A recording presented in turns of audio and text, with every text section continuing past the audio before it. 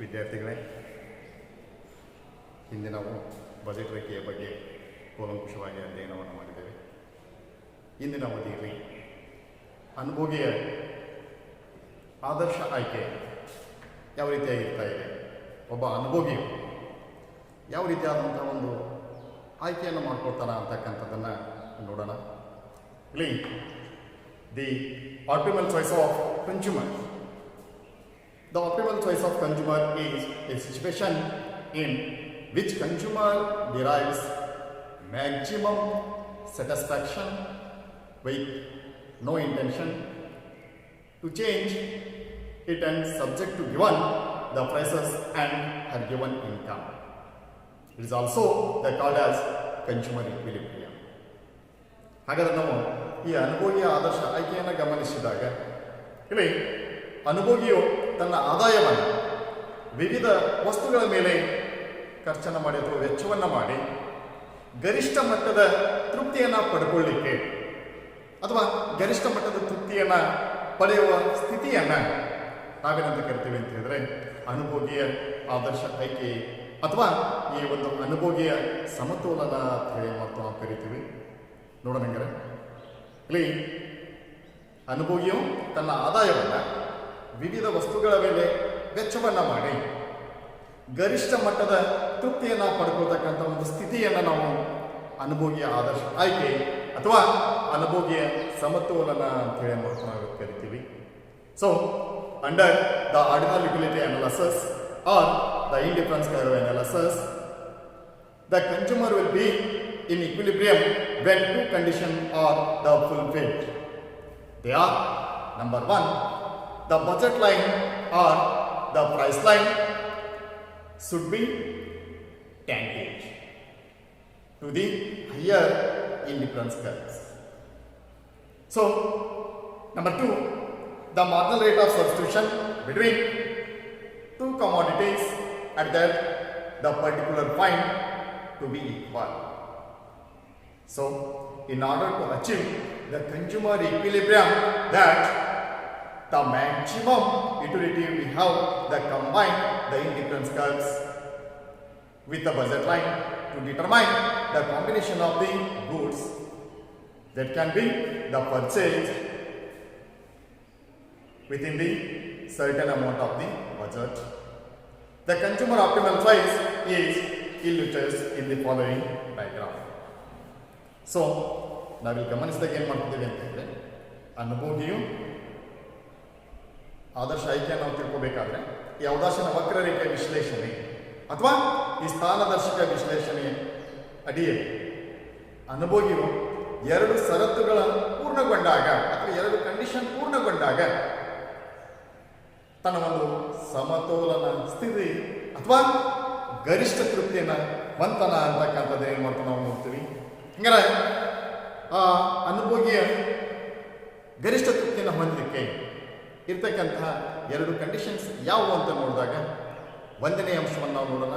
ಒಂದೇದೇನು ಹೇಳ್ತಾ ಇದೆ ಅಂತ ಹೇಳಿದ್ರೆ, ಅನುಭೋಗಿಯು ಹೊಂದಿರತಕ್ಕಂತಹ ಬಜೆಟ್ ರೇಖೆ ಅಥವಾ ಬೆಲೆಯ ರೇಖೆಯು ಔದಾಸೀನ ವಕ್ರರೇಖೆಯಲ್ಲಿ ಅಥವಾ ಔದಾಸೀನ ರೇಖೆಯ ನಕ್ಷೆಯಲ್ಲಿ ಸಾಧ್ಯವಾದಷ್ಟು ಎತ್ತರದಲ್ಲಿರುವ ಔದಾಸೀನ ವಕ್ರರೇಖೆಯನ್ನು ಏನು ಮಾಡಬೇಕು ಅಂತ ಹೇಳೋದು ಸ್ಪರ್ಶಿಸಬೇಕು. ಬನ್ನಿ, ಎರಡನೇ ಅಂಶವನ್ನು ಗಮನಿಸಿದಾಗ ಇಲ್ಲಿ ಆ ಸ್ಪರ್ಶಿಸಿದಂತಹ ಬಿಂದುವಿನಲ್ಲಿ ಎರಡು ಸರಕುಗಳು ಸೀಮಾಂತ ಬದಲಿಕೆಯ ದರ ಏನಾಗಿರ್ಬೇಕಂತ ಹೇಳಿದ್ರೆ ಸಮನಾಗಿರಬೇಕು ಅಂತಕ್ಕಂಥದ್ದು.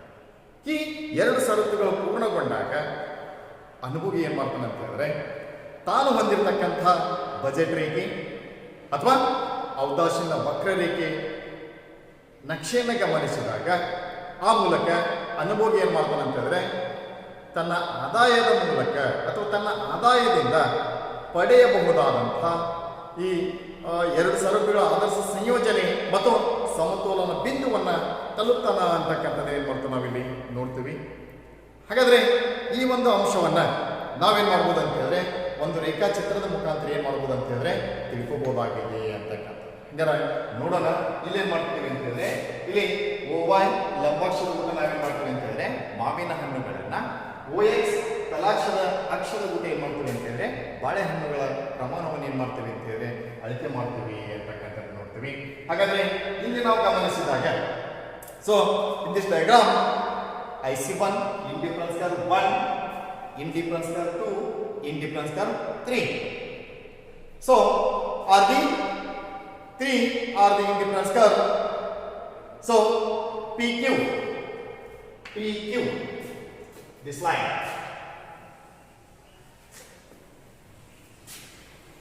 So PQ is the buzzer line. This one is the buzzer line. With the constant of the buzzer line, the consumer can reach the highest indifference curve, that is IC2. This one, that is IC2. Indifference curve 2. So, and indifference curve 3 is not appropriable, and the consumer does not want to stay on indifference curve 1 because this represent lower level of the satisfaction. Hence A and B, A this point and B this point. So A and B, the combination are not the optimal choice of the consumer. Make it point. A and B are the combination are not the optimal choice of the consumer. ಹಾಗಾದರೆ ಅನುಭೋಗಿಯ ಆದರ್ಶ ಆಯ್ಕೆಯನ್ನು ನಾವು ಒಂದು ರೇಖಾಚಿತ್ರದ ಮುಖಾಂತರ ಗಮನಿಸಿದಾಗ ಏನು ಮಾಡ್ತೀವಿ ಅಂತ ಹೇಳಿದ್ರೆ ಈ ಒಂದು ರೇಖಾಚಿತ್ರದಲ್ಲಿ OY ಲಂಬಾಕ್ಷದ ಪುಟ ಏನು ಮಾಡ್ತೀವಿ ಅಂತ ಹೇಳಿದ್ರೆ ಮಾವಿನ ಹಣ್ಣುಗಳನ್ನು, OX ತಲಾಕ್ಷದ ಪುಟ ನಾವೇನು ಮಾಡ್ತೀವಿ ಅಂತ ಹೇಳಿದ್ರೆ ಬಾಳೆಹಣ್ಣುಗಳ ಪ್ರಮಾಣವನ್ನು ಏನು ಮಾಡ್ತೀವಿ ಅಂತ ಹೇಳಿದ್ರೆ ಅಳತೆ ಮಾಡ್ತೀವಿ. ಇಲ್ಲಿ PQ ಅನ್ನು ಗಮನಿಸಿದಾಗ ಈ ರೇಖಾಚಿತ್ರದಲ್ಲಿ ನಾವು ನೋಡೋಣ. Indifference curve 1, indifference curve 2, indifference curve 3. ಔದಾಸೀನ ವಕ್ರರೇಖೆ 1, ಔದಾಸೀನ ವಕ್ರರೇಖೆ 2, ಔದಾಸೀನ ವಕ್ರರೇಖೆ 3 ಅಂತಕ್ಕಂಥದ್ದು ನೋಡ್ತೀವಿ. ಇವು ವಕ್ರರೇಖೆಗಳು ಅಂತಕ್ಕಂಥದ್ದು ಗೊತ್ತಾಗೈತಿ. ನಂತರ PQ ಅನುಭೋಗಿಯ ಬೆಲೆ ರೇಖೆ ಅಂತಕ್ಕಂಥದ್ದು ಪ್ರೈಸ್ ಲೈನ್ PQ. ಈ ಒಂದು ಬೋಲ್ಡ್ ಲೈನ್ ಹಾಕಿದ್ರಲ್ಲ, ಇದು ಅನುಭೋಗಿಯ ಬೆಲೆಯ ರೇಖೆ ಅಂತಕ್ಕಂಥದ್ದನ್ನ ಏನು ಮಾಡ್ತೀವಿ ನಾವು ನೋಡ್ತೀವಿ. ಹಾಗಾದ್ರೆ ಈ ಅನುಭೋಗಿಯ ಬೆಲೆ ರೇಖೆ ಅಥವಾ ಬಜೆಟ್ ರೇಖೆ ಅಂತ ನಾವು ಕರಿಬಹುದು. ಆದರೆ ಈ ಅನುಭೋಗಿಯ ಬೆಲೆ ಅಥವಾ ಬಜೆಟ್ ರೇಖೆ ಏನಾಗಿದೆ, ದಿಸ್ ಇಸ್ ಕಾನ್ಸ್ಟಂಟ್, ಸ್ಥಿರವಾಗೈತಿ ಅಂತಕ್ಕಂಥದ್ದು ಏನಾಗುತ್ತೆ ನಮಗೆ ಸ್ಪಷ್ಟವಾಗಿ ಗೋಚರಿಸ್ತಾ ಇದೆ. ಹಾಗಾದ್ರೆ ಈ ಸ್ಥಿರವಾದ ಬಜೆಟ್ ರೇಖೆಯು ಅನುಭೋಗಿಯ ಗರಿಷ್ಠ ಇಂಡಿಫರೆನ್ಸ್ ಕರ್ವ್ 2 ಔದಾಸೀನ ವಕ್ರರೇಖೆ 2 ಏನು ಮಾಡ್ತೈತೆ ಅಂತ ಹೇಳಿದ್ರೆ ಎರಡನ್ನ ಹೊಂದಲಿಕ್ಕೆ ಆ ಒಂದು ಅನುಭೋಗಿಗೆ ಸಾಧ್ಯ ಆಗತಿ ಅನ್ನೋದನ್ನ ಏನು ಮಾಡ್ತದೆ ನಮಗೆ ತಿಳಿಸ್ತಾ ಇದೆ. ಅವನ ಆದಾಯಕ್ಕೂ ಮತ್ತು ಅವನು ಹೊಂದಿರತಕ್ಕಂಥ ಗರಿಷ್ಠ ತೃಪ್ತಿಯನ್ನ ಆಮೇಲೆ ಹೊಂತಾನಂತ ಹೇಳಿದ್ರೆ ಔದಾಸೀನ ವಕ್ರರೇಖೆ 2 IC2 ನಲ್ಲಿ ಏನಾಗ್ತಾನೆ ಅಂತ ಹೇಳಿದ್ರೆ ತೃಪ್ತಿಯನ್ನ, ಗರಿಷ್ಠ ಮಟ್ಟದ ತೃಪ್ತಿಯನ್ನ ಹೊಂತಾನ ಅಂತಕ್ಕಂಥದ್ದು ಏನು ಮಾಡ್ತೀವಿ ನಾವು ಇಲ್ಲಿ ತಿಳಿತದೆ ಅಂತಕ್ಕಂಥದ್ದು ಏನು ಮಾಡ್ತೀವಿ ನಾವು ನೋಡ್ತೀವಿ. ಯಾಕಂತ ಹೇಳಿದ್ರೆ ಎತ್ತರದ ಮಟ್ಟದಲ್ಲಿರ್ತಕ್ಕಂಥ ಇಂಡಿಫರೆನ್ಸ್ ಕರ್ವ್ 3, ಇದು ಎತ್ತರದ ಮಟ್ಟದಲ್ಲಿರ್ತಕ್ಕಂಥ IC3 ಇಂಡಿಫರೆನ್ಸ್ ಕರ್ವ್ 3 ಏನು ಮಾಡ್ತಾ ಇದೆ ಅಂತ ಹೇಳಿದ್ರೆ ಅನುಭೋಗಿ ಬಯಸಿದರು ಅವನಲ್ಲಿ ಏನಿಲ್ಲ ಅಂತ ಹೇಳಿದ್ರೆ ಆದಾಯ ಇಲ್ಲ ಅಂತಕ್ಕಂಥ ಬಯಸ್ಬೋದು, ಅವನು ಗರಿಷ್ಠ ತೃಪ್ತಿನ ಹೊಂದಲಿಕ್ಕೆ ಬಯಸ್ಬೋದು. ಆದ್ರೆ ಅವನ ಹತ್ರ ಏನಿಲ್ಲ ಅಂತ ಹೇಳಿದ್ರೆ ಇಲ್ಲಿ ಬಜೆಟ್ ಅಂದ್ರೆ ಆದಾಯ ಇಲ್ಲ. ಒಂದು ಆದಾಯ ಎಲ್ಲಿದೆ ಅಂತ ಹೇಳಿದ್ರೆ ಇಲ್ಲಿದೆ, ಈಕ್ವಲ್ ಆಗಿದೆ ಒಂದು. ಹೌದಾ, ಇಲ್ಲಿ IC2 ನಲ್ಲಿ 3 ನಲ್ಲಿ ಏನಾಗಿಲ್ಲ ನಮಗೆ ಪಡೆಯಕ್ಕೆ ಸಾಧ್ಯ ಆಗಲ್ಲ ಅಂತಕ್ಕಂಥದ್ದನ್ನ ಏನು ಮಾಡ್ತೀವಿ ನಾವು ಆಗಲ್ಲ. ಯಾಕಂತ ಹೇಳಿದ್ರೆ ಎತ್ತರದ ಮಟ್ಟದಲ್ಲಿರ್ತಕ್ಕಂಥ ಅಥವಾ ಗರಿಷ್ಠ ತೃಪ್ತಿನ ಹೊಂದಲಿಕ್ಕೆ ಅವನು ಸಾಧ್ಯ ಆಗಿಲ್ಲ IC3 ನಲ್ಲಿ. ಯಾಕಂತ ಹೇಳಿದ್ರೆ ಅಲ್ಲಿ ಅನುಭೋಗಿ ಬಯಸಿದ್ರು ಸಹ ಅವನ ಆದಾಯದಿಂದ ಆ ಒಂದು ಔದಾಸೀನ ವಕ್ರರೇಖೆಯನ್ನು ತಲುಪಲೇನಾಗಿಲ್ಲ ಅಂತ ಹೇಳಿದ್ರೆ ನಮಗೆ ಸಾಧ್ಯವಿಲ್ಲ.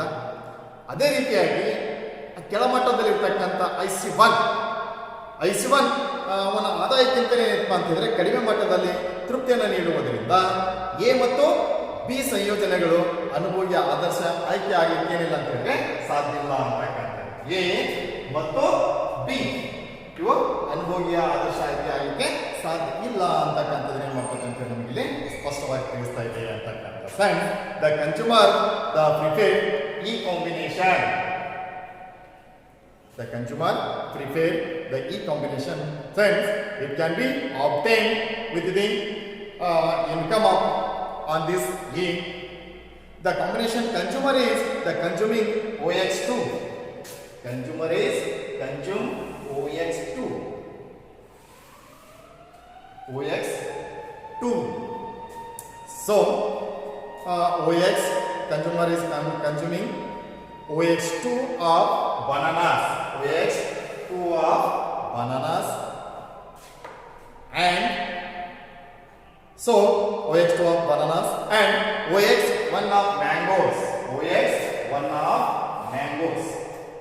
So because therefore X1, X2 is the consumer optimal bundle or the optimal bundle. OX and X1, X2. X1 and X2. X1 and X2. X1 and X2 is the consumer bundles. So this is optimal bundles. ಹಾಗಾದ್ರೆ ಇಲ್ಲಿ ನಾವು ಗಮನಿಸಿದಾಗ IC2 indifference curve 2 ಔದಾಸೀನ ವಕ್ರರೇಖೆ ಎರಡನ್ನು ನಾವು ಗಮನಿಸಿದಾಗ ಏನು ಮಾಡ್ತೇವೆ ಅಂತ ಹೇಳಿದ್ರೆ ಆ ವಕ್ರರೇಖೆ ಮೇಲಿರುವ ಈ ಸಂಯೋಜನೆಯು ಇಲ್ಲಿದೆ ಅಲ್ಲ ಈ ಸಂಯೋಜನೆ ಏನು ಮಾಡ್ತಾ ಇದೆ ಅಂತ ಹೇಳಿದ್ರೆ ನಮಗೆ ಆ ಅನುಭವಿಯ ಆದರ್ಶ ಆಯ್ಕೆಯನ್ನು ಮಾಡ್ಕೋತಾನ ಅಂತಕ್ಕಂಥದ್ದು ಈ ಬಿಂದುವಿನಿಂದ ನಮಗೆ ಸ್ಪಷ್ಟವಾಗಿ ಏನಾಗ್ತಾ ಇದೆ ಅಂತ ಹೇಳಿದ್ರೆ ಗೋಚರಿಸ್ತಾ ಇದೆ. ಈ ಸಂಯೋಜನೆ ಮೇಲಿನ ಈ ಸಂಯೋಜನೆ ಅಡಿಯಲ್ಲಿ ಎರಡು ಷರತ್ತುಗಳೇನಾಗಪ್ಪ ಅಂತ ಹೇಳಿದ್ರೆ ಪೂರ್ಣಗೊಳಿಸಲಿಕ್ಕೆ ಸಾಧ್ಯ ಇದೆ ಅಂತಕ್ಕಂಥದ್ದು ಏನಾಗತ್ತೆ ನಮಗೆ ಸ್ಪಷ್ಟವಾಗ್ತದೆ. ಯಾಕಂತ ಹೇಳಿದ್ರೆ ತನ್ನಲ್ಲಿರ್ತಕ್ಕಂಥ ಸ್ಥಿರವಾದಂಥ ಆದಾಯದಿಂದ PQ ಆದಾಯದಿಂದ ಏನೇ ರೇಖೆ ಇದೆ ಸ್ಥಿರವಾದಂಥ ಆದಾಯದಿಂದ ಏನ್ ಮಾಡ್ತಾನೆ ಅಂತ ಹೇಳಿದ್ರೆ OX2 ನಷ್ಟು ಬಾಳೆಹಣ್ಣುಗಳನ್ನ ಮತ್ತು OX1 ನಷ್ಟು ಮಾವಿನ ಹಣ್ಣುಗಳನ್ನ ಅವನೇನ್ ಮಾಡ್ತಾನೆ ಅಂತ ಹೇಳಿದ್ರೆ ಪಡ್ಕೊಳ್ಳಕ್ಕೆ ಸಾಧ್ಯ ಇದೆ ಅಥವಾ ಅನುಭವಿಸಲು ಸಾಧ್ಯ ಇದೆ ಅಂತಕ್ಕಂಥದ್ದು ಏನ್ ಮಾಡ್ತಾನೆ ನಾವು ನೋಡ್ತೀವಿ. ಆದ್ದರಿಂದ X1 ಮತ್ತು X2 ನಷ್ಟು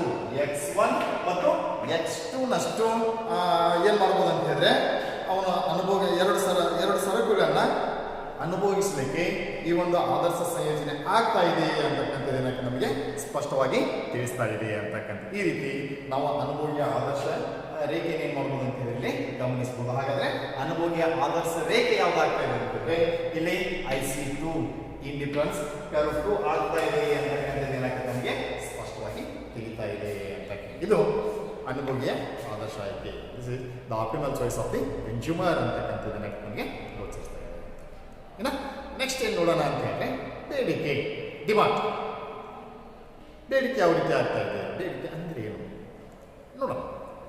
the demand refers to the quantity of commodity that a consumer is willing to buy and is able to afford at a given price of the goods and income of the consumers.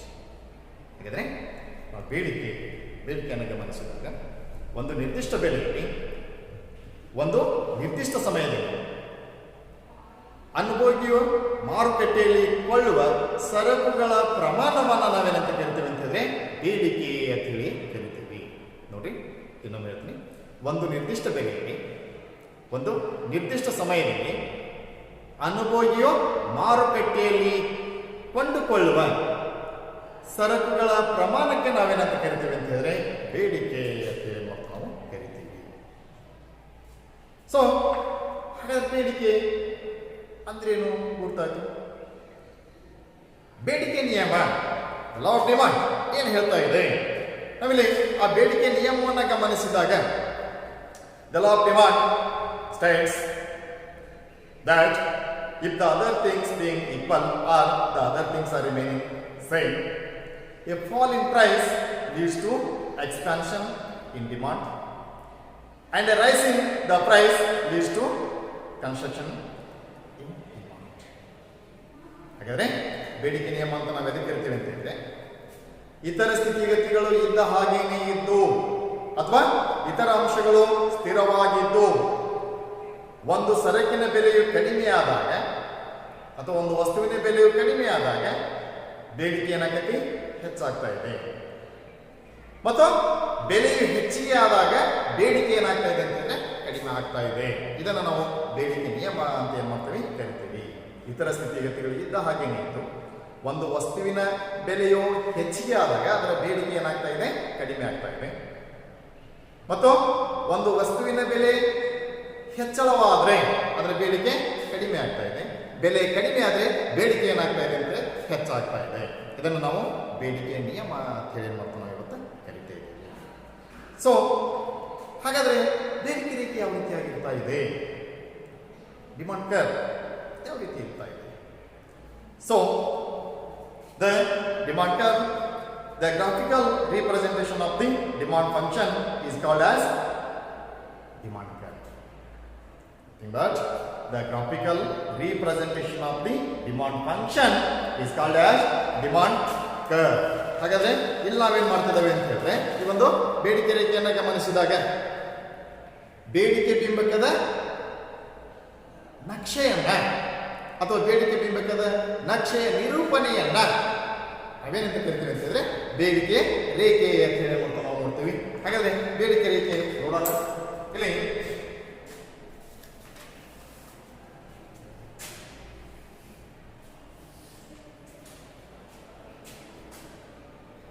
y o x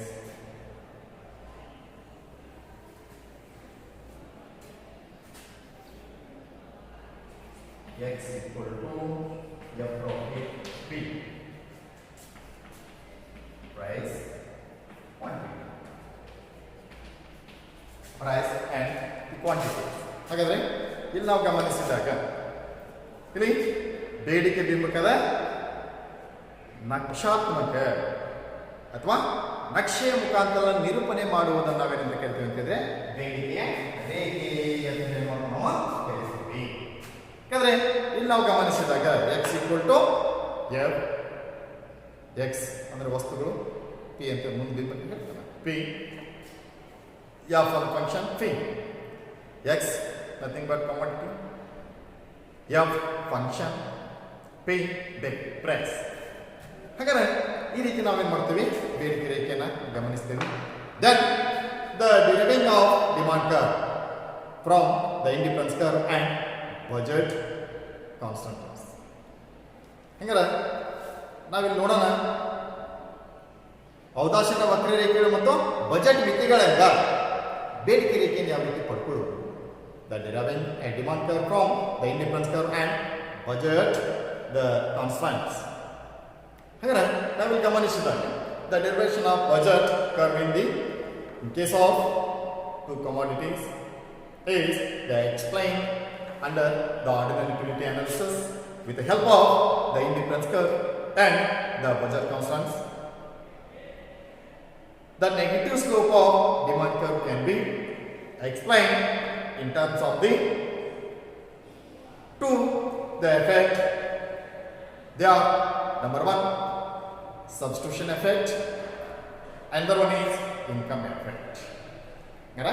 ನಾವೇನ್ ಮಾಡ್ತೀವಿ ಅಂತಂದ್ರೆ ಇಲ್ಲಿ ಈ ಔದಾಸೀನ ವಕ್ರರೇಖೆ, ಆ ವಕ್ರರೇಖೆಗಳನ್ನ budget ಮಿತಿಗಳಿಂದ ಆ ಬೇಡಿಕೆ ರೇಖೆಯನ್ನ ಪಡ್ಕೊಳ್ಳೋಕೆ ನಾವು ಗಮನಿಸಿದಾಗ ಏನ್ ಮಾಡ್ತೇವೆ ಅಂತಂದ್ರೆ, ಎರಡು ಸರಕುಗಳ ಅಥವಾ ಎರಡು ವಸ್ತುಗಳ ಸನ್ನಿವೇಶದಲ್ಲಿ ಬೇಡಿಕೆ ನಿಷ್ಪತ್ತಿಯನ್ನು ನಾವು ಗಮನಿಸಿದಾಗ ಆ ಉದಾಸೀನ ವಕ್ರರೇಖೆಗಳು ಮತ್ತು ಬಜೆಟ್ ಪರಿಮಿತಿಗಳಿಂದ ಅವುಗಳನ್ನು ನಾವು ಪಡ್ಕೋಬಹುದು.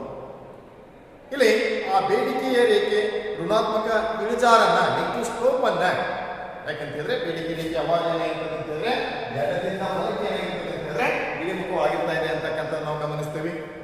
ಹಾಗಾದ್ರೆ ಇಲ್ಲಿ ಬೇಡಿಕೆ ರೇಖೆ ಋಣಾತ್ಮಕ ಇಳಿಜಾರ ಗಮನಿಸಿದಾಗ ಎರಡು ಪರಿಮಾಣಗಳ ರೂಪದಲ್ಲಿ ನಾವೇನ್ ಮಾಡ್ಬೋದು ಅಂತ ಹೇಳಿದ್ರೆ ಅವುಗಳನ್ನ ತಿಳ್ಕೋಬಹುದು. ಒಂದೇನಪ್ಪ ಅಂತ ಹೇಳಿದ್ರೆ ಬದಲಿಕೆಯ ಪರಿಣಾಮ, ಇನ್ನೊಂದೇನಪ್ಪ ಅಂತ ಹೇಳಿದ್ರೆ ಆದಾಯದ ಪರಿಣಾಮ. ಇವೆರಡರಿಂದ ನಾವೇನ್ ಮಾಡ್ಬೋದಪ್ಪ ಅಂತ ಹೇಳಿದ್ರೆ ಈ ಬಜೆಟ್ ರೇಖೆಯನ್ನೇನು ಬೇಡಿಕೆ ರೇಖೆಯನ್ನು ಏನ್ ಮಾಡ್ಬೋದು ಅಂತ ಹೇಳಿ ನಾವಿಲ್ಲಿ ಪಡ್ಕೋಬಹುದಾಗಿದೆ ಅಂತಕ್ಕಂಥದ್ದು ನೋಡ್ತೀವಿ. ಈಗ ಇಲ್ಲಿ ನಾವು ಗಮನಿಸಿದಾಗ ಈ ಒಂದು ಬೇಡಿಕೆ ರೇಖೆ, ಅದರಲ್ಲಿ first of all substitution effect ಏನ್ ಹೇಳ್ತಾ ಇದೆ ಅಂದ್ರೆ ಬದಲಿಕೆ ಪರಿಣಾಮ ಏನ್ ಹೇಳ್ತಾ ಇದೆ. Substitution effect, A change in demand caused by the change in the price of substitute goods is called as substitution effect. The one second repeat.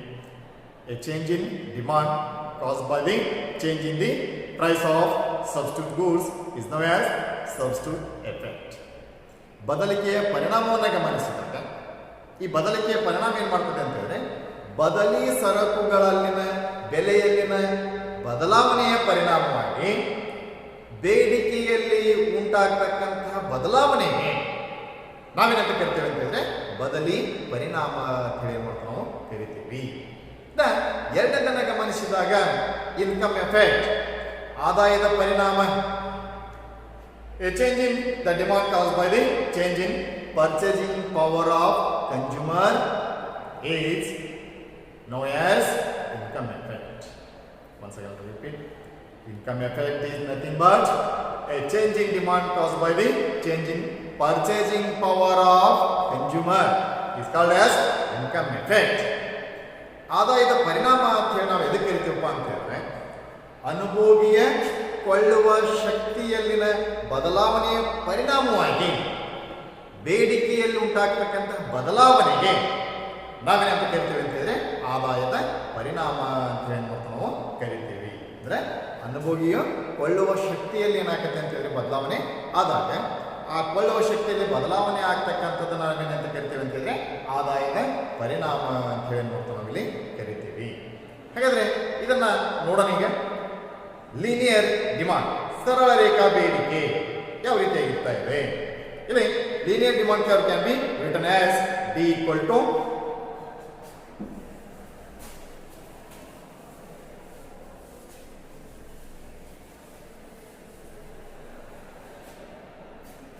so D equal to P, D equal to D equal to P A minus BP. D equal to P A minus BP. D equal to DP. DP equal to A minus BP. ಹಾಗಾದ್ರೆ ಇಲ್ಲಿ ನಾವು ಗಮನಿಸಿದಾಗ ಏನು ಮಾಡ್ತೇವೆ ಅಂತ ಹೇಳಿದ್ರೆ ಒಂದು ಸರಳ ರೇಖಾ ಬೇಡಿಕೆ ರೀತಿಯನ್ನು ಸಮೀಕರಣ ರೂಪದಲ್ಲಿ ನಾವೇನು ಮಾಡ್ಬೋದು ಅಂತ ಹೇಳಿದ್ರೆ ಈ ರೀತಿ ವ್ಯಕ್ತಪಡಿಸಬಹುದು. D equal to bracket P equal to A minus BP. ಹಾಗಾದ್ರೆ ನೋಡೋಣ ಇದನ್ನ ಒಂದು ರೇಖೆಯ ಮುಖಾಂತರ ನಾವು ಗಮನಿಸಿದಾಗ ಯಾವ ರೀತಿ ಇರ್ತಾ ಇದೆ ನೋಡೋಣ.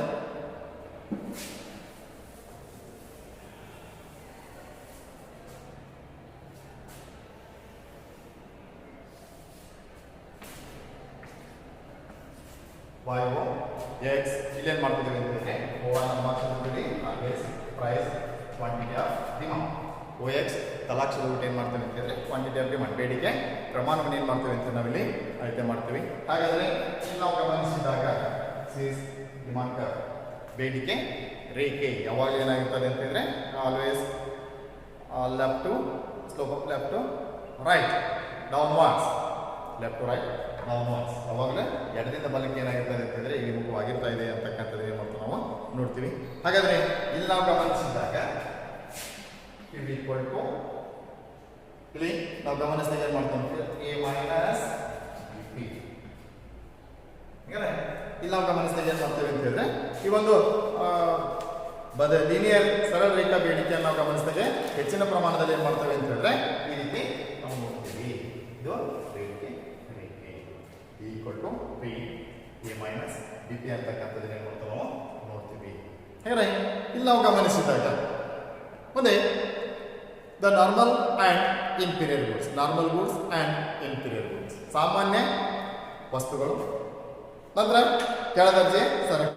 ಹಾಗಾದ್ರೆ ಇಲ್ಲಿ ಸಾಮಾನ್ಯ ಸರಕುಗಳು ಮತ್ತು ಕೆಳದರ್ಜೆ ಸರಕುಗಳು ಯಾವ ರೀತಿಯಾಗಿರ್ತಾವೆ ಅಂತಕ್ಕಂಥದ್ದು ಏನು ಮಾಡೋಣ ನಾವು ನೋಡೋಣ ಅಂತಕ್ಕಂಥ. ಇಲ್ಲಿ normal goods, the demand for goods which have direct relationship with the consumer income is called as normal goods. For example daily use goods such as vegetables, fruits, cloth, etc. ಸಾಮಾನ್ಯ ಸರಕುಗಳು ಅಂತ ನಾವು ಎದಕ್ಕೆ ಕರಿತೀವಿ ಅಂತ ಹೇಳಿದ್ರೆ ಅನುಭೋಗಿಯ ಆದಾಯದೊಂದಿಗೆ ನೇರ ಸಂಬಂಧವನ್ನು ಹೊಂದಿರತಕ್ಕಂತಹ ಸರಕುಗಳನ್ನ ನಾವೇನಂತ ಕರಿತೀವಿ ಅಂತ ಹೇಳಿದ್ರೆ ಸಾಮಾನ್ಯ ಸರಕುಗಳು ಅಂತ ಹೇಳಿ ನಾವು ಕರಿತೀವಿ. ಉದಾಹರಣೆಗೆ ಈ ದಿನಬಳಕೆಯ ಸರಕುಗಳಾಗಿರ್ಬೋದು, ಡೈಲಿ ಯೂಸಸ್, ನಂತರ ತರಕಾರಿ, ಹಣ್ಣು, ಬಟ್ಟೆ ಮುಂತಾದವುಗಳನ್ನು ನಾವೇನಂತ ಕರಿತೀವಿ ಅಂತ ಹೇಳಿದ್ರೆ ಸಾಮಾನ್ಯ ಸರಕುಗಳು. ಇವುಗಳೇನಾಗ್ತವೆ ಅಂತಂದ್ರೆ ಈ ಅನುಭೋಗಿಯ ಆದಾಯದೊಂದಿಗೆ ನೇರವಾದಂತಹ ಸಂಬಂಧವನ್ನ ಹೊಂದಿರ್ತವು. ಇವುಗಳನ್ನ ನಾವೇನಂತ ಕರಿತೀವಿ ಅಂತ ಹೇಳಿದ್ರೆ ಸಾಮಾನ್ಯ ಸರಕುಗಳು ಅಂತ ಹೇಳಿ ಕರಿತೀವಿ. ಇನ್ನ ಇನ್ಫೀರಿಯರ್ ಗೂಡ್ಸ್, ಕೆಳ ದರ್ಜೆಯ ಸರಕುಗಳು. ಕೆಳ ದರ್ಜೆಯ ಸರಕುಗಳು ಅಂದ್ರೆ ಯಾವ ರೀತಿಯಾಗಿರ್ತವು? The demand for goods which have the inverse relationship with the consumer income is known as inferior goods. For example, the low quality food items, cloth, etc. ಇಲ್ಲಿ ಅನುಭೋಗಿಯ ಆದಾಯದೊಂದಿಗೆ ವಿರುದ್ಧ ಸಂಬಂಧವನ್ನ ಹೊಂದಿರತಕ್ಕಂಥ ಸರಕುಗಳನ್ನ ನಾವೇನಂತ ಕರಿತೀವಪ್ಪ ಅಂತಂದ್ರೆ ಕೆಳ ದರ್ಜೆಯ ಸರಕುಗಳು ಅಂತ ಹೇಳಿ ನಾವು ಕರಿತೀವಿ. ಅಂದ್ರೆ ಅನುಭೋಗಿಯ ಆದಾಯ ಹೆಚ್ಚಿರ್ತಾ ಇದೆ, ಆ ವಸ್ತುಗಳ ಬೆಲೆ ಏನಾಗಿರ್ತಾ ಇದೆ ಅಂತಂದ್ರೆ ಕಡಿಮೆ ಇರ್ತಾ ಇದೆ. ಇಲ್ಲಿ ಅದನ್ನು ನಾವು ನೋಡ್ತೀವಿ. ಫಾರ್ ಎಕ್ಸಾಂಪಲ್, ಕಡಿಮೆ ದರ್ಜೆಯ ಆಹಾರ ಪದಾರ್ಥಗಳು, ಬಟ್ಟೆ ಮುಂತಾದವುಗಳನ್ನು ನಾವೇನು ಮಾಡ್ಬೋದು, ಇದಕ್ಕೆ ಉದಾಹರಣೆ ಕೊಡ್ಬೋದು. ಫಾರ್ ಎಕ್ಸಾಂಪಲ್, ಫುಟ್ಪಾತ್ನಲ್ಲಿ ಮಾರಾಟ ಮಾಡ್ತಕ್ಕಂಥ ವಸ್ತುಗಳು, ಅವುಗಳನ್ನು ನಾವು ಅಂಗಡಿಯಲ್ಲಿ ತೊಗೊಂಡ್ರೆ ಹೆಚ್ಚಿನ ಬೆಲೆ ಇರ್ತಾ ಇದೆ, ಅದನ್ನು ನಾವು ರಸ್ತೆ ಬದಿಯಲ್ಲಿ ತೊಗೊಂಡ್ರೆ ಕಡಿಮೆ ಬೆಲೆ ಇರ್ತಾ ಇದೆ. ಇವುಗಳನ್ನು ಕೆಳ ದರ್ಜೆಯ ಸರಕುಗಳು ಅಂತ ಹೇಳಿ ಮಾಡ್ತೀವಿ ಇವತ್ತು ಕರಿತೀವಿ. ಇನ್ನು ನೆಕ್ಸ್ಟ್ ನೋಡೋಣ ಏನಪ್ಪ ಅಂತಂದ್ರೆ substitutes and complementary goods. Substitute goods and complementary goods, ಇಲ್ಲಿ ಬದಲಿ ಸರಕುಗಳು ಮತ್ತು ಪೂರಕ ಸರಕುಗಳು ಅಂದ್ರೆ ಯಾವುವು ಏನೆಲ್ಲ ಮಾಡ್ಕೊಂಡು ನೋಡೋಣ. The goods which are used as the alternative to satisfy a particular want are called as substitute goods. For example, coffee and tea, ball pen and ink pen, etc. That's what commodities are there. ಇಲ್ಲಿ ಬದಲಿ ಸರಕುಗಳು ಅಂತ ನಾವು ಎದಕ್ಕೆ ಕರಿತೀವಿ ಅಂತಂದ್ರೆ ಒಂದು ನಿರ್ದಿಷ್ಟ ಬಯಕೆಯನ್ನು ತೃಪ್ತಿಪಡಿಸಿಕೊಳ್ಳಲು ಒಂದು ಸರಕಿಗೆ ಬದಲಿಯಾಗಿ ಬಳಸಬಹುದಾದಂತಹ ಸರಕುಗಳನ್ನ ನಾವೇನಂತ ಕರಿತೀವಿ ಅಂತಂದ್ರೆ ಬದಲಿ ಸರಕುಗಳು ಅಂತ ಹೇಳಿ ನಾವು ಕರಿತೀವಿ. ಅದು ನಿರ್ದಿಷ್ಟವಾದಂತಹ ಬಯಕೆ ಏನೇನು ಮಾಡ್ತಾನೆ ಅಂತಂದ್ರೆ ತೃಪ್ತಿಪಡಿಸ್ತಾ ಇದೆ. The particular want the satisfy, no doubt. ಉದಾಹರಣೆಗೆ ನಾವು ಗಮನಿಸಿದಾಗ ಏನು ಮಾಡ್ತೇವೆ ಅಂತಂದ್ರೆ ಕಾಫಿ ಮತ್ತು ಟೀ, ನಮಗೇನಾಗಿದೆ ಅಂತಂದ್ರೆ ಟೀ ಕುಡಿಯ ಬಯಕೆ ಆಗಿದೆ, ಅಥವಾ ಕುಡಿತಕ್ಕಂಥ ಬಯಕೆ ಇದೆ, ಪಾನೀಯ ಕುಡಿತಕ್ಕಂಥದ್ದು ಟೀ. ನಾವು ಟೀನಾದರೂ ಕುಡಿಬೋದು, ಕಾಫಿನಾದರೂ ಕುಡಿಬೋದು. ಇಲ್ಲ ಒಂದು ಕಪ್ ಟೀ ಕೊಟ್ಟು ಆನಂತರ ಕಾಫಿ ವಾಪಸ್ ಸಾಧ್ಯ ಆಗಂಗಿಲ್ಲ, ಸ್ಯಾಟಿಸ್ಫ್ಯಾಕ್ಷನ್ ಆಗೋದಿಲ್ಲ. ಅಲ್ಲಿ ಎರಡರಲ್ಲಿ ಒಂದನ್ನು ಏನು ಮಾಡೋದು, ನಾವು ಪಡ್ಕೋಬಹುದು. ಇನ್ನು ಎರಡನೇದನ್ನು ಗಮನಿಸಿದಾಗ ನಾವೇನು ಮಾಡ್ಬೋದು ಅಂತ ಹೇಳಿದ್ರೆ ಇಲ್ಲಿ ಎಲೆಕ್ಟ್ರಿಸಿಟಿ, ವಿದ್ಯುತ್ತನ್ನು ನಾವು ಏನು ಮಾಡ್ಬೋದು, ವಿದ್ಯುತ್ತನ್ನು ಬಳಸ್ಬೋದು, ಅಥವಾ ಸೌರ ವಿದ್ಯುತ್ತನ್ನು ನಿರ್ದಿಷ್ಟ ಬೈಕ್ ನಮಗೆ ಏನು ಬೇಕಾಗಿದೆ, ಬೆಳಕು ಬೇಕಾಗಿದೆ ಅಂತ ಹೇಳಿದ್ರೆ ನಾವು ಹೈಡ್ರೋ ಎಲೆಕ್ಟ್ರಿಸಿಟಿ ಆದರೂ ಬಳಸ್ಬೋದು, ಅಥವಾ ಸೋಲಾರ್ ವಿದ್ಯುತ್ ಶಕ್ತಿಯಿಂದ ನಾವು ಏನು ಮಾಡ್ಬೋದು, ತಗೋಬಹುದು. ಫಾರ್ ಎಕ್ಸಾಂಪಲ್, ಈ ಹೆಸ್ಕಾಮ್ನಿಂದ ಬರ್ತದೆ. ಅದೇ ರೀತಿಯಾಗಿ ನಾವೇನು ಮಾಡ್ಬೋದು, ಸೋಲಾರ್ನಿಂದ ಆದರೆ ಏನು ಮಾಡ್ಬೋದು, ಬೆಳಕನ್ನು ಪಡ್ಕೋಬಹುದು ಅಂತಕ್ಕಂಥ ಇವು ಈ ರೀತಿಯ ಬದಲಿ ಸರಕು ಅಂತ ನಾವು ನೋಡ್ತೀವಿ. ಇಲ್ಲಿ for example ball pen, ink pen, ಹೌದಾ? ಈ ರೀತಿ ನಾವೇನು ಮಾಡ್ಬೋದು ಅಂತ ಹೇಳಿದ್ರೆ ಇವನ್ನ ಬದಲಿ ಸರಕು ಅಂದ್ರೆ ಒಂದು ನಿರ್ದಿಷ್ಟ ಬಯಕೆಯನ್ನು ತೃಪ್ತಿಪಡಿಸಿಕೊಂಡು ಒಂದು ಸರಕಿನ ಬದಲಿಯಾಗಿ ಇನ್ನೊಂದು ಸರಕನ್ನ ಬಳಸಿದ್ರೆ ಅದನ್ನ ನಾವೇನಂತ ಕರಿತೀವಿ ಅಂತಂದ್ರೆ ಬದಲಿ ಸರಕುಗಳು ಅಂತ ನಾವು ಏನು ಮಾಡ್ತೀವಿ, ಕರಿತೀವಿ ಅಂತ. ಏನ ಕಾಂಪ್ಲಿಮೆಂಟ್ ಗೂಡ್ಸ್, ಪೂರಕ ಸರಕುಗಳು. The goods which are the consume together to satisfy a want are called complementary goods. Once again repeat, the goods which are consumed together to satisfy a want are called as complementary goods. For example, pen and ink, tea and sugar, sooji and salt, etc. So many things. Like ಪೂರಕ ಸರಕುಗಳು ಅಂತ ನಾವು ಎದಕ್ಕೆ ಕರಿತೀವಿ ಅಂತಂದ್ರೆ ಒಂದು ನಿರ್ದಿಷ್ಟ ಬಯಕೆಯನ್ನು ತೃಪ್ತಿಪಡಿಸಿಕೊಳ್ಳಲು ಒಟ್ಟಿಗೆ ಅನುಭೋಗಿಸಲ್ಪಡುವ ಸರಕುಗಳಿಗೆ ನಾವೇನಂತ ಕರಿತೀವಿ ಅಂತಂದ್ರೆ ಪೂರಕ ಸರಕುಗಳು ಅಂತ ಹೇಳಿ ನಾವು ಕರಿತೀವಿ. ಉದಾಹರಣೆಗೆ ಪೆನ್ನು ಮತ್ತು ಶಾಯಿ, ಇಂಕು ಟೀ ಟೀ ಆಗಬೇಕಂತ ಹೇಳೋದಕ್ಕೆ ಸಕ್ಕರೆ ಬೇಕು. So many thing. ಮತ್ತು ಶೂ ಬೇಕಂದ್ರೆ ಸಾಕ್ಸು, ಗಾಡಿಗೆ ಪೆಟ್ರೋಲು ಅಥವಾ ಡೀಸೆಲ್. ಹೌದಾ? ಒಂದಕ್ಕೊಂದು ಒಂದು ವಸ್ತು ಇಲ್ಲ ಅಂದರೆ ಇನ್ನೊಂದು ವಸ್ತುವನ್ನು ನಾವು ಸಂಪೂರ್ಣ ಅನುಭವಿಸಲು ಸಾಧ್ಯ ಆಗೋದಿಲ್ಲ ಅಂತಕ್ಕಂಥ ಇವುಗಳನ್ನು ನಾವೇನಂತ ಕರಿತೀವಿ ಅಂತ ಹೇಳಿದ್ರೆ ಪೂರಕ ಸರಕುಗಳು ಅಂತ ಹೇಳಿ ಮಾಡ್ತಾ ನಾವು ಕರಿತೀವಿ. ಈ ರೀತಿಯಾಗಿ ನಾವು ಬೇಡಿಕೆ ಬಗ್ಗೆ ನೋಡ್ತೀವಿ. ಇನ್ನು ಮುಂದಿನ ಅವಧಿಯಲ್ಲಿ ಬೇಡಿಕೆ ರೇಖೆಯಲ್ಲಿನ ಪಲ್ಲಟಗಳು, shifts in the demand curve ಯಾವ ರೀತಿ ಆಗ್ತಾ ಇದೆ ಅನ್ನೋದನ್ನು ನೆಕ್ಸ್ಟ್ ಅವಧಿಯಲ್ಲಿ ಏನು ಮಾಡೋಣ ಅಂತ ನಾವು ತಿಳ್ಕೊಳ್ಳೋಣ. Okay, thank you.